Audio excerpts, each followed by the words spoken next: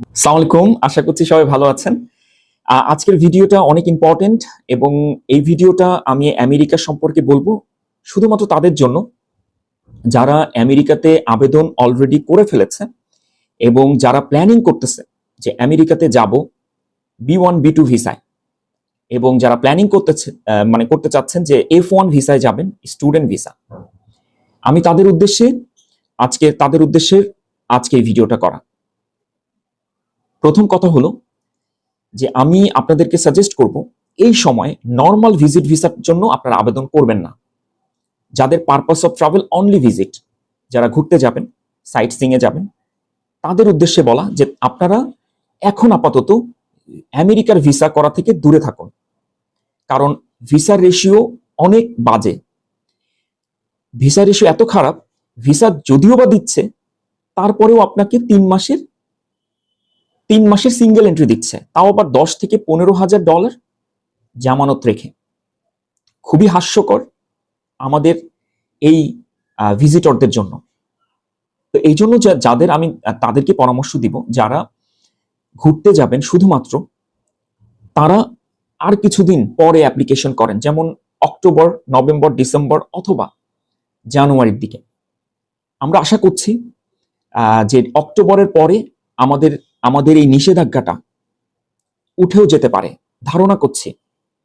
তো আপনারা এই সময়টুক ওয়েট করেন, না হলে আপনার ভিসা হবে না, শুধু আপনার রিফিউজ হিস্টরি বাড়বে এবং আপনি অন্য যে কোনো দেশে, আমেরিকা বাদেও যদি আপনি অন্য কোনো দেশেও দাঁড়ান, অ্যাপ্লিকেশন করেন, তাহলে কিন্তু এই হিস্টরিটা আপনাকে দিতে হবে। সো আমি সাজেস্ট করবো অন্তত B1 B2 ভিসা দাঁড়ানোর আগে বুঝে শুনে দাঁড়ান।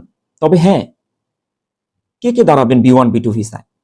যাদের ব্লাড কানেকশন আছে, স্ট্রং রিজন আছে, যারা বিজনেস কাজে যাবে, বিজনেস মিটিং আছে, যাদের কোনো কনফারেন্স আছে এবং প্রপার ডকুমেন্টস আছে, এবং ভিসা অফিসারকে বলার মতো প্রচুর যুক্তি তর্ক আপনার কাছে আছে, আপনি একমাত্র অ্যাপ্লিকেশন করবেন B1 B2 ভিসার জন্য, অথবা মেডিকেল পারপাস।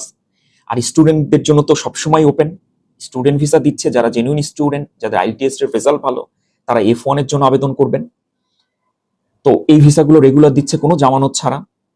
আমি শুধু বলবো যে আপনারা যারা ভিজিটর ভিসা, যারা ঘুরতে যাবেন, বিভিন্ন প্ল্যান করেছেন, আপনারা আমেরিকাতে বিভিন্ন দর্শনীয় স্থানগুলো ঘুরবেন, শুধুমাত্র তাদের জন্য আজকের এই ভিডিওটা। আপনারা অনুগ্রহ করে না বুঝে না জেনে আপাতত কোনো মানুষ অথবা কোনো প্রতিষ্ঠানের প্রলোভনে আপনারা এখন আবেদন করা থেকে দূরে থাকুন। তবে হ্যাঁ, যারা আবেদন করে ফেলেছেন তাদের উদ্দেশ্যে বলছি, আপনারা আপনাদের আবেদনটা এখনই রিশিডিউল করে ফেলুন। এই ডেটটা আপনারা অক্টোবর, নভেম্বর, ডিসেম্বর অথবা জানুয়ারির দিকে রাখুন। দেখা যাক এর মধ্যে আমাদের বন্ড সিস্টেমটা উঠে যেতে পারে, অথবা ভিসার রেশিওটা বাড়তে পারে। তো আমি আপনাদের উদ্দেশ্য করে বলছি যে আপনারা শুধু আপনাদের রিফিউজ স্ট্যাটাসটা ভারী করবেন না, আমার পাশে থাকবেন, আমার ভিডিওটা রেগুলার দেখবেন, এবং আমি ইমিগ্রেশন, নন ইমিগ্রেশন ভিসা নিয়ে কাজ করি এবং আমি বিভিন্ন দেশে যাই, এবং এই বিষয়গুলো আমার অনেক এক্সপেরিয়েন্স নিয়ে আমি আপনাদের সাথে শেয়ার করি। সো আমার সাথে থাকবেন, আমার ভিডিওকে লাইক, কমেন্টস এবং ফলো দিয়ে পাশে থাকবেন। ধন্যবাদ, ভালো থাকবেন।